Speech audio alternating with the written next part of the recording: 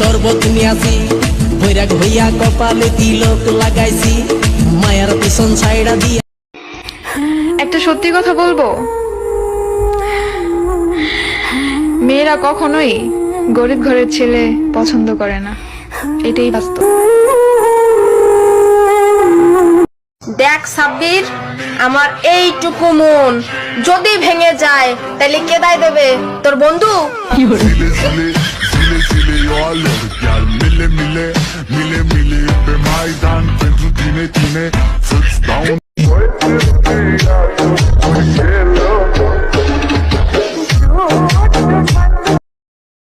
বাবা তোর নাম কি? হ্যাঁ নাম দুলি সিং আর দুধু খায়।